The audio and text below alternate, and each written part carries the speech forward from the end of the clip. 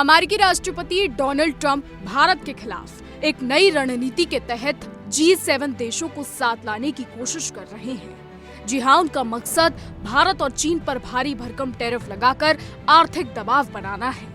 इसका मुख्य कारण रूस से तेल खरीद को बताया जा रहा है, जिसे ट्रंप रूस की युद्ध मशीन को मजबूती देने का कारण मानते हैं।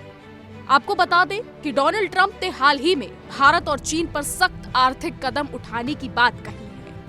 मीडिया रिपोर्ट्स के मुताबिक वो G7 देशों यानी Canada, France, Japan, Italy, Britain, Germany और अमेरिका से भारत और चीन के आयात पर 50 से 100% तक टैरिफ लगाने की मांग कर रहे हैं। इसका उद्देश्य रूस से तेल खरीद को रोकना और रूसी राष्ट्रपति पुतिन पर दबाव बनाना है। अब आपको हम ये भी बता दें कि ट्रंप का दावा है कि भारत और चीन द्वारा रूसी तेल की खरीद यूक्रेन युद्ध को लंबा खींच रही है। एक अमेरिकी अधिकारी ने कहा, भारत और चीन का रूसी तेल खरीदना रूस को युद्ध के लिए आर्थिक ताकत दे रहा है। अगर G7 देश इस दिशा में साथ देंगे तो युद्ध खत्म होने पर इन टैरिफ को हटा लिया जाएगा।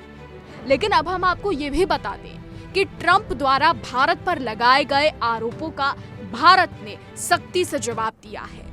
विदेश मंत्रालय और विदेश मंत्री एस जयशंकर ने साफ कहा है कि भारत रूस से तेल खरीदता है तो सिर्फ अपने लोगों की पूर्ति करने के लिए, ना कि प्रॉफिट के लिए। आपको बता दें कि इस मुद्दे पर चर्चा के लिए G7 देशों के वित्त मंत्री शुक्रवार यानी आज 12 सितंबर को वीडियो कॉन्फ्रेंसिंग के जरिए बैठक करने वाले हैं। इस बैठक में टैरिफ बढ़ाने और रूस पर दबाव बनाने की रणनीति पर विचार किया जाएगा। कनाडा, जो इस समय G7 की अध्यक्षता कर रहा है, उसने भी इस बैठक की पुष्टि की है और रूस के खिलाफ कड़े कदम उठाने की बात कही है।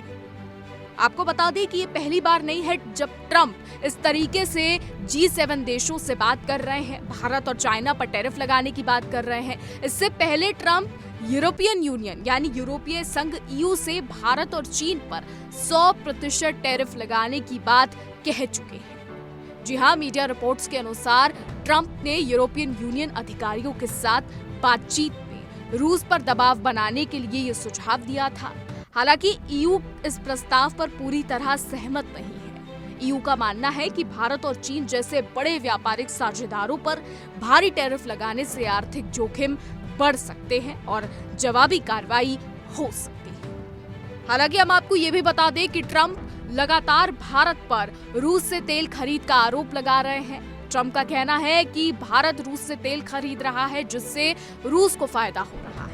लेकिन हम आपको ये भी बता दें, जैसा कि हमने आपको पहले भी बताया, कि ट्रंप के इन आरोपों का जवाब भारत पहले ही दे चुका है। भारत साफ कर चुका है कि वो रूस से तेल क्यों खरीदता है। हालांकि रूस और यूक्रेन का जो ये युद्ध है वो अभी भी जारी है। बता दें कि अभी कुछ ही दिनों पहले ट्रंप और पुतिन की अलास्का में मुलाकात हुई थी, जिसपे कयास लगाए गए कि शायद रूस यूक्रेन युद्ध को लेकर चर्चाएं होंगी, शायद इसके बाद युद्ध रुक जाएगा। हालांकि उस मुलाकात के बाद भी युद्ध को लेकर कोई भी नतीजा नहीं निकला और रूस यूक्रेन का जो ये युद्ध है वो जारी रहा। आपको बता दें कि जब ट्रंप और पुतिन की मुलाकात हुई, उस दौरान मीडिया को संबोधित करते हुए पुतिन ने ट्रंप को अंग्रेजी में मॉस्को आने का न्योता दिया, जिस पर ट्रंप ने हंसकर जवाब दिया। हालांकि अब ट्रंप मॉस्को जाएंगे या नहीं, इस चीज की कोई आधिकारिक जानकारी तो नहीं आई है। लेकिन अगर ट्रंप मॉस्को जाते हैं तो वहां वो शायद पुतिन और ज़ेलेंस्की को आमने सामने ला सके। शायद इसके बाद रूस और यूक्रेन के युद्ध रुकने के आसार दिखाई देने लगे या युद्ध रुक जाए।